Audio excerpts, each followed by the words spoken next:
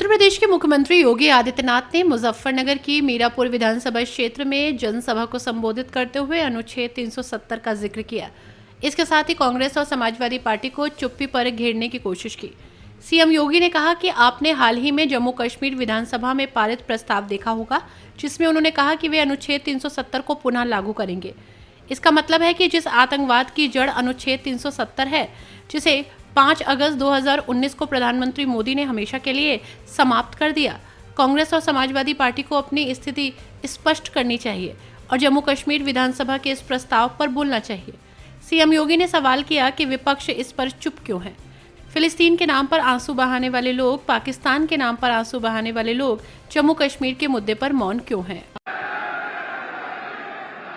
भारत माता की, भारत माता की, भारत माता की, गंगा मैया की, गंगा मैया की, वंदे वंदे वंदे।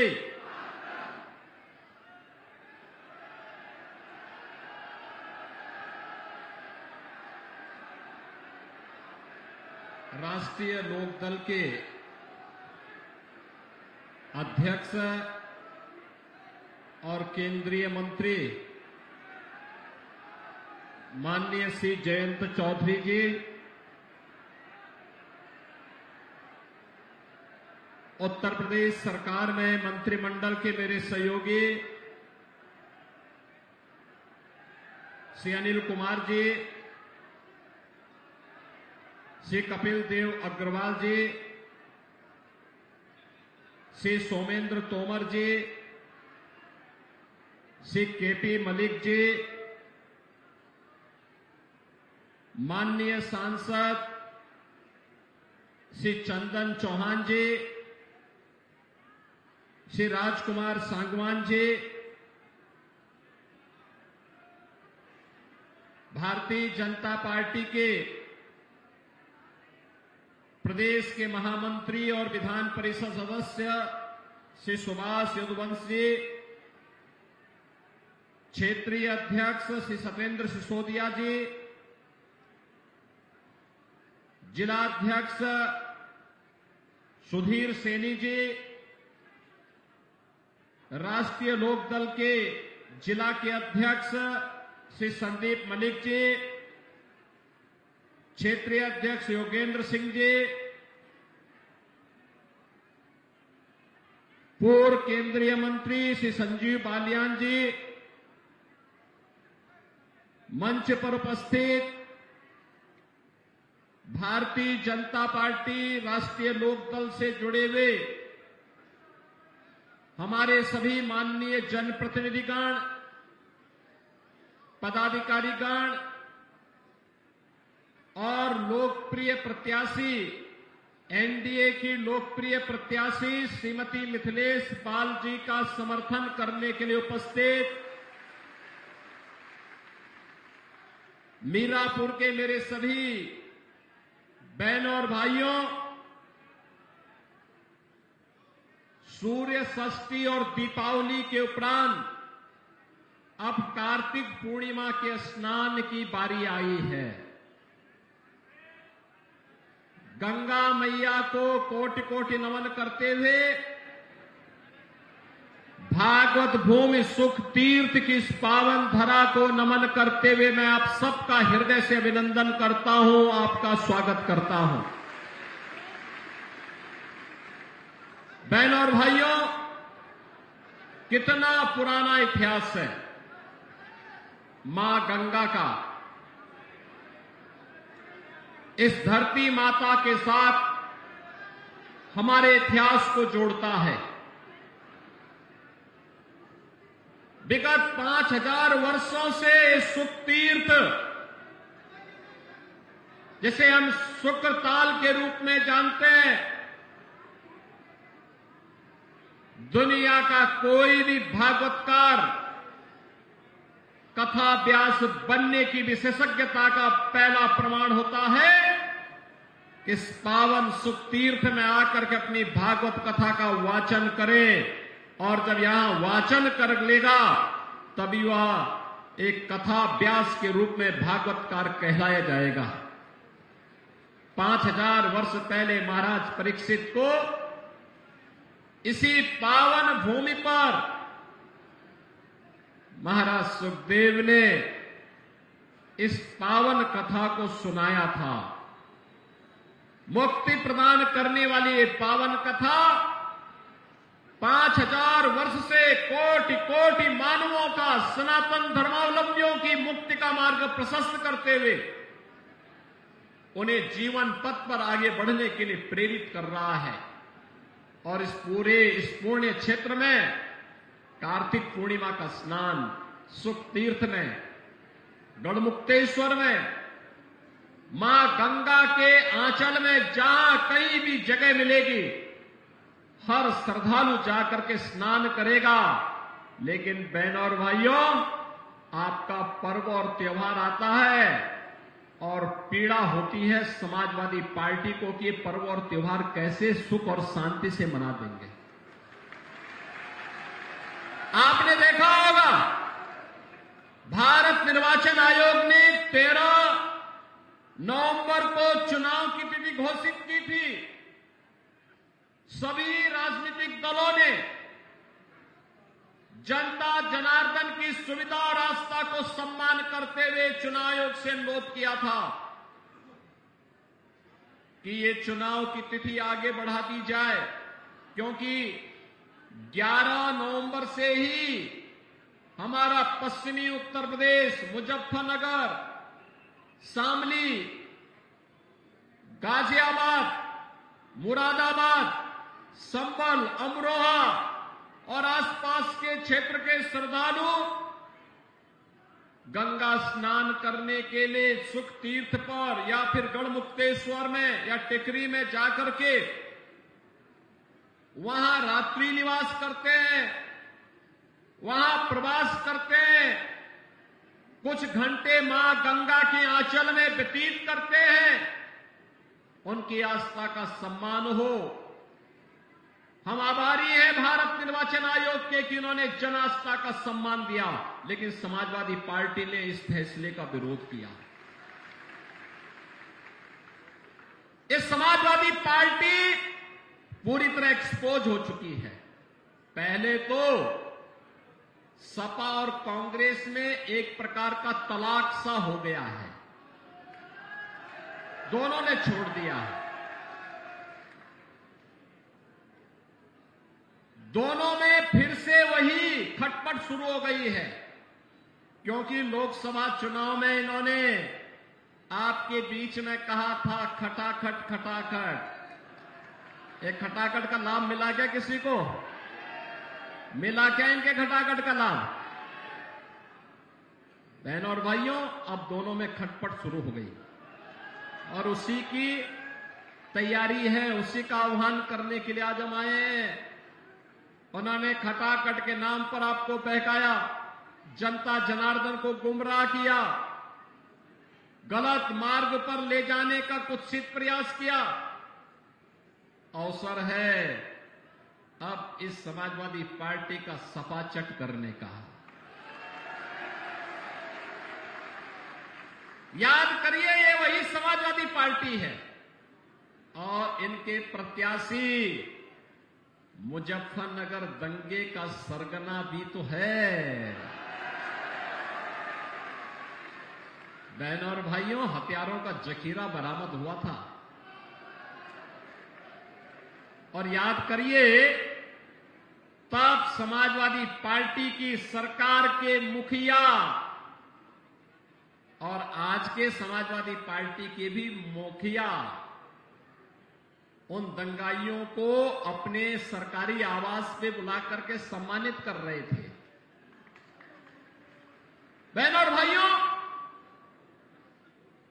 आपने देखा होगा ये पश्चिमी उत्तर प्रदेश, जहां का हमारा अन्नदाता किसान अपने खून और पसीने से धरती माता में सोना उगलाने का काम करता है, अपनी मेहनत से, अपनी पुरुषार्थ से पूरी धरती में फसलें लहलाती हुई दिखाई देती हैं, तो सोने जैसा एक महक देती है। और बहनों और भाइयों, इस पश्चिमी उत्तर प्रदेश को समाजवादी पार्टी की सरकार कहां लेके चली गई थी? पलायन का दंश यहां के लोगों को झेलना पड़ रहा था। बेटी और बहन सुरक्षित नहीं थी, किसान परेशान था, नौजवान पलायन करने के लिए मजबूर था, व्यापारी अपना व्यापार समेट करके उत्तर प्रदेश छोड़ने के लिए मजबूर था। और समाजवादी पार्टी समाज को बांट करके सत्ता संचालन करने के लिए तब भी पूरी ताकत लगा रही थी। लेकिन आज मैं आपसे कह सकता हूं बहनों और भाइयों, पिछले 7.5 वर्ष के अंदर भारतीय जनता पार्टी और एनडीए की सरकार प्रदेश में है। आपने देखा होगा, बेटी और बहन की सुरक्षा के साथ कोई खिलवाड़ नहीं कर सकता। उसे मालूम है बेटी और बहन की इज्जत के साथ खिलवाड़ करेंगे तो इसके दुष्परिणाम क्या होने जा रहे हैं। उसे मालूम है कि बेटी और बहन की इज्जत के साथ खिलवाड़ करने की कीमत किस रूप में उसे चुकानी पड़ेगी। उसे मालूम है एक व्यापारी की सुरक्षा में सेंध लगाने का दुष्परिणाम क्या होने जा रहा है। उसे मालूम है एक अन्नदाता किसान के बैल को और भैंसे को चुराने की कीमत उसे क्या चुकानी पड़ेगी, उसकी मोटर को चुराने की कीमत उसे क्या चुकानी पड़ेगी। उसे मालूम है कि दंगों की कीमत किस रूप में उसे चुकानी पड़ेगी। अब तो दंगा नहीं हो रहा पश्चिमी उत्तर प्रदेश में, अब तो किराना में पलायन भी नहीं हो रहा है, अब तो यहां व्यापार फल फूल रहा है, अब तो यहां पे 4 लेन, 6 लेन, 12 लेन के एक्सप्रेस हाईवे बन रहे हैं। और अब तो रैपिड रेल भी सचपट रूप से मेरठ से दिल्ली की दूरी तय कर ली है। और ईश्वर चाहेंगे, मां गंगा की कृपा होगी तो मुजफ्फरनगर भी बहुत जल्दी इस सुविधा का लाभ प्राप्त करने की दिशा में अग्रसर होगा। अब तो यहां स्पोर्ट्स यूनिवर्सिटी बन रही है। सहारनपुर में भी एक विश्वविद्यालय मां शाकंभरी के नाम पे बन गया है। और अन्नदाता किसानों को, बहनों और भाइयों, अन्नदाता किसान 1995 से 2017 तक 22 वर्ष में जितना गन्ना मूल्य का भुगतान हुआ उससे कई ज्यादा हमने 7 वर्ष में 2,53,000 करोड़ रुपए का गन्ना मूल्य का भुगतान अपने अन्नदाता किसानों के खाते में करवाने का काम किया है। बहनों और भाइयों, आज अन्नदाता किसान सम्मान निधि का लाभ प्राप्त कर रहा है। आज अन्नदाता किसान को हम लोगों ने निजी ट्यूबवेल वाले जितने भी किसान थे उनसे कह दिया है मार्च 23 के बाद का एक भी पैसा उन्हें भुगतान नहीं करना है, सरकार उसका भुगतान कर रही है। बहनों और भाइयों, आज सरकार ने युवाओं के लिए तमाम प्रकार के कार्यक्रम आगे बढ़ाए हैं। उन्हें स्मार्टफोन और टैबलेट दे करके उन्हें डिजिटली सक्षम बनाने की दिशा में सरकार के कदम आगे बढ़े हैं। बेटी के लिए मुख्यमंत्री कन्या सुमंगला योजना और मुख्यमंत्री सामूहिक विवाह की योजना भी है। तो चीनी मिलों के पुनरुद्धार के कार्यक्रम को भी आगे बढ़ाने के लिए हम लोगों ने शुरुआत की थी। ये मेरा सौभाग्य है कि किसानों के मसीहा भारत रत्न चौधरी चरण सिंह जी की पावन कर्मभूमि छपरौली की चीनी मिल से हम लोगों ने शुरुआत की थी और मोराना की चीनी मिल होते हुए ये आगे सिलसिला लगातार आगे बढ़ता रहेगा। हमारा अन्नदाता किसान अपनी मेहनत से, अपने पौरुष से इस धरती माता को लहलहा करके भारत का पेट भरने का कार्य करता है तो उसको किसी के सामने हाथ नहीं फैलाना है। उसकी मंशा के अनुरूप कार्य ये डबल इंजन की सरकार करेगी और वही आश्वासन देने के लिए आज हम सब आपके बीच आए हैं। बहनों और भाइयों, मैं तो आपसे एक ही बात कहना चाहता हूं। अक्सर मैं देखता हूं, मैं एक बार इसी मुजफ्फरनगर की तरफ में आया था मुझे यहां पर एक कार्यकर्ता उस समय बोल रहा था, मैं यहां भाषण कर रहा था, तब तक पब्लिक के बीच से नारा आ रहा था। वो कह रहा था कि 12 से 17 के बीच में एक नारा चलता था और वो नारा होता था, जिस गाड़ी पर सपा का झंडा समझो बैठा है कोई।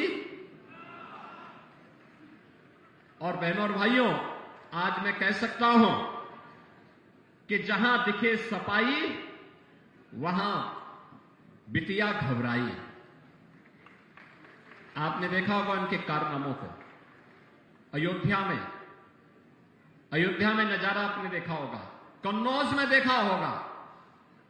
ये नया ब्रांड है समाजवादी पार्टी का, ये नया ब्रांड है इनका। इनको लोग लाज नहीं, ये आस्था के साथ खिलवाड़ करने वाले लोग हैं, बेटी और बहन की सुरक्षा में सेंध लगाने वाले लोग हैं। इनके वास्तविक संस्कार देखने हैं तो समाजवादी पार्टी के मीडिया सेल के सोशल मीडिया हैंडल को देखिए, कितनी घटिया स्तर की बातों को ये लोग करते हैं। ये समाजवादी पार्टी के वास्तविक चरित्र को दिखाता है। और बहनों और भाइयों, मैं आप सबको इस बात के लिए आज कहने के लिए आया हूं, डबल इंजन की सरकार बेटी और बहन की सुरक्षा के साथ किसी को खिलवाड़ नहीं करने देगी। अन्नदाता किसानों के सम्मान के साथ किसी को खिलवाड़ नहीं करने देगी। व्यापारियों की सुरक्षा में किसी को सेंध नहीं लगाने देगी। और युवाओं की नौकरी और रोजगार में भी किसी को किसी प्रकार से खिलवाड़ नहीं करने देगी। और अभी तो मुजफ्फरनगर की नई खबर आने वाली है, 60,000 से अधिक पुलिस भर्ती के परिणाम आने वाले हैं। और याद रखना, खेलते यहां के नौजवान हैं। अपने योग्यता के बल पर जो पहले उपेक्षित हो जाते थे, अब तो मुजफ्फरनगर, मेरठ, बागपत, शामली, बुलंदशहर, इन जनपदों के युवा बड़े पैमाने पर भर्ती होते, कोई रोक टोक नहीं, कोई भेदभाव नहीं, बड़े पैमाने पर भर्ती होने वाले हैं। और परिणाम हम बहुत शीघ्र देने जा रहे हैं। 60,200 पद पर एक साथ भर्ती हो रही है। और बहनों भाइयों, इसीलिए मैं आपसे कहने के लिए आया हूं, युवाओं के लिए सरकारी नौकरी भी है, तो खिलाड़ियों के लिए भी हम लोगों ने एक पॉलिसी बनाकर के उन्हें नौकरी देने की कार्रवाई को आगे बढ़ाया है।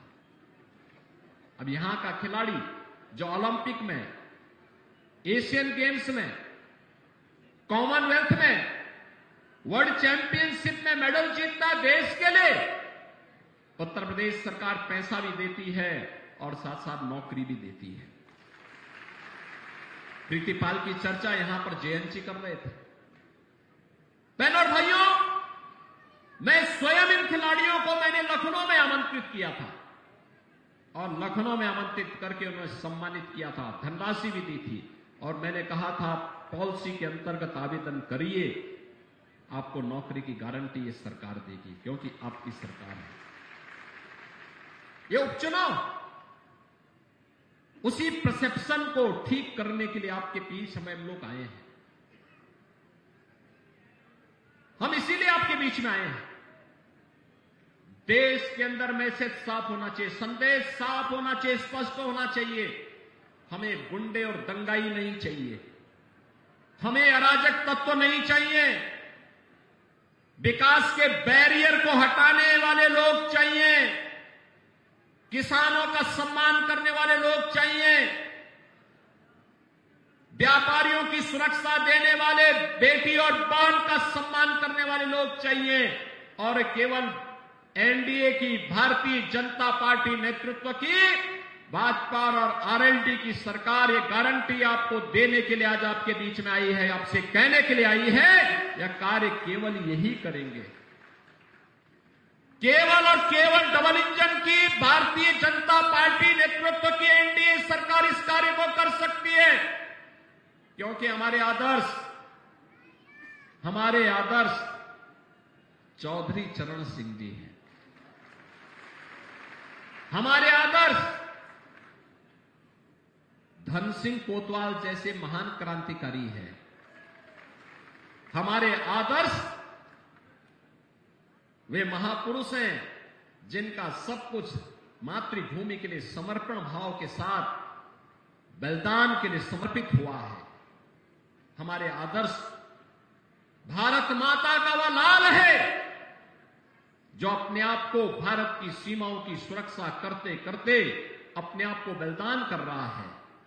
और बहनों और भाइयों, इसीलिए हम एक ही बात कहते हैं, हर काम देश के नाम होना चाहिए, किसी व्यक्ति के लिए नहीं, जाति मत और मजहब के लिए नहीं। और मोदी जी ने इसीलिए आप सबसे कहा, मोदी जी ने जब कोई योजना चलाई तो योजना का नाम भी लिखा सबका साथ और सबके विकास का। विकास सबका, सुरक्षा सबको, सम्मान सबको, लेकिन तुष्टीकरण किसी का नहीं। और बहनों और भाइयों, उसी भाव के साथ आज मैं आपसे अपील करने के लिए आया हूं। एनडीए ने राष्ट्रीय लोकदल के चुनाव चिन्ह के तहत यहां पर श्रीमती मिथिलेश पाल जी को अपना प्रत्याशी बना करके आपके बीच में उतारा है। मिथिलेश पाल जी, आपने देखा होगा, एक सहज सरल नारी के रूप में आपके बीच में सेवा भाव के साथ कार्य करने के लिए आई है। और मैं तो धन्यवाद दूंगा जैन जी को कि उन्होंने मिथिलेश जी को प्रत्याशी बना करके, उतार करके, जन भावनाओं को सम्मान दे करके एनडीए में भाजपा लोकदल के सभी कार्यकर्ताओं की भावनाओं के अनुरूप, जनता जनार्दन की इच्छा के अनुरूप एक ऐसा प्रत्याशी दिया है जो इन भावनाओं को प्रतिनिधित्व देकर के आगे बढ़ा सके। हमारे पास बहुत सारे प्रत्याशी थे, सभी योग्य थे, सक्षम थे, और समय समय पर उसी प्रकार की भावनाओं को हम लोग आगे बढ़ाते भी। लेकिन टिकट मिले न मिले, पूरी निष्ठा के साथ कार्य करना है। और श्रीमती मिथिलेश पाल जी ने यही काम किया है, लगातार आपके बीच में रहकर के सेवा भाव के साथ कार्य करने का जज्बा क्या होना चाहिए, यह उदाहरण उन्होंने प्रस्तुत किया है। और इसीलिए आज मैं आप सबको आश्वस्त करने के लिए आया हूं, विकास और सुरक्षा का सारा दायित्व तो हमारे ऊपर छोड़ दीजिए, ये सब हम लोग करेंगे। आपको चिंता नहीं करनी है, आपको इसके लिए चिंता नहीं करनी है, यह कार्य हमारा होगा। आपको केवल अपना आशीर्वाद देना है, आप अपना आशीर्वाद दीजिए। बहनों और भाइयों, देश आज एक निर्णायक मोड़ पर खड़ा है। जिस मोड़ पर आज खड़ा है देश, वहां पर आज प्रधानमंत्री मोदी जी के नेतृत्व में एक नए भारत का हम दर्शन कर रहे हैं। इस भारत को दुनिया के एक बड़ी ताकत के रूप में स्थापित करने के लिए आवश्यक है कि डबल इंजन की सरकार को और भी ताकत दिए जाने की आवश्यकता है, और भी ताकत दिए जाने की आवश्यकता है। एक तरफ मोदी जी के नेतृत्व में एक भारत श्रेष्ठ भारत बन रहा है, और दूसरी तरफ इंडी गठबंधन आपसी मनमुटाव को देश के विभाजन और विखंडन की ओर लेके जा रहा है।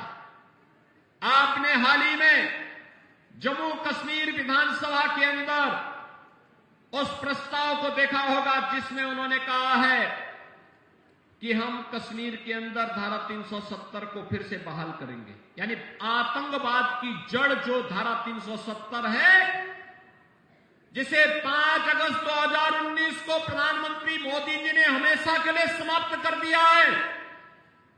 कांग्रेस और समाजवादी पार्टी को अपनी स्थिति स्पष्ट करनी चाहिए कि जम्मू कश्मीर विधानसभा के इस प्रस्ताव पर वो बोले, क्यों उनका मुंह बंद है इस पर?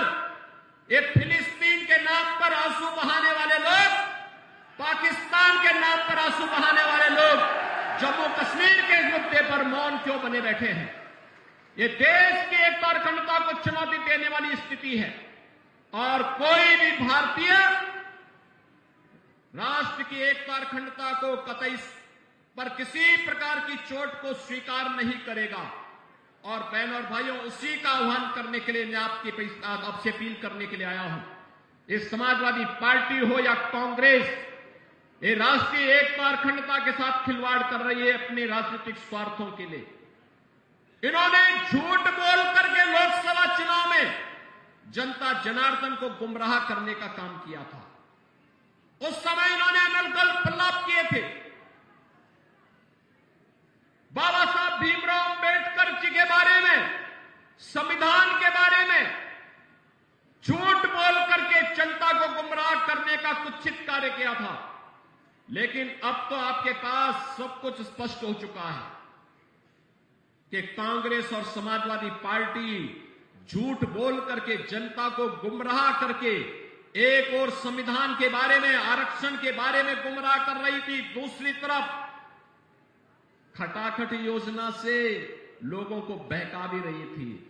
लेकिन अब मैं आपसे कहने के लिए आया हूं, आपने मोदी जी का लगभग 10.5 वर्ष के कार्यकाल को देख लिया है।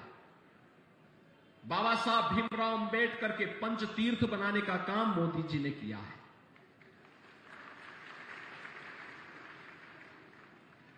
भारत रत्न के रूप में चौधरी चरण सिंह जी का सम्मान करने का काम है मोदी जी के नेतृत्व में हुआ है।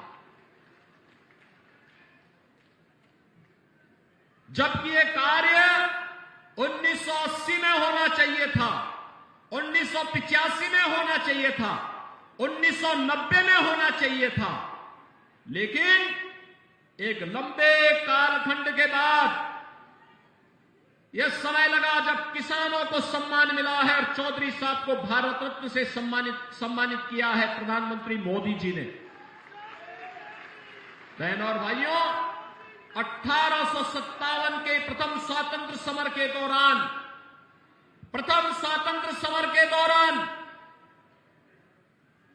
भारत के शौर्य का प्रदर्शन करके भारत की आजादी के लिए जिस महान क्रांतिकारी ने मेरठ में इस नेतृत्व को आगे बढ़ाया था, ऐसे धन सिंह कोतवाल जी के स्मारक को भी आगे बढ़ाने का काम डबल इंजन की सरकार ने किया है। और इसीलिए मैं आज आपके बीच में आया हूं आपसे कहने के लिए, यह हमारा सौभाग्य है कि उत्तर प्रदेश का पहला स्पोर्ट्स यूनिवर्सिटी हम लोग मुजफ्फरनगर लोकसभा सीट पर ही बना रहे हैं। और यह भी मेजर ध्यानचंद जो हॉकी के जादूगर थे उनके नाम पर यह वर्ल्ड क्लास फैसिलिटी हम वहां उपलब्ध कराने जा रहे हैं। हमारे यहां के खिलाड़ियों को अपनी प्रैक्टिस के लिए फिर यूरोप नहीं जाना पड़ेगा। यूरोप की सुविधा यही मेरठ में आपको मिलेगी, मुजफ्फरनगर में आपको प्राप्त होगी।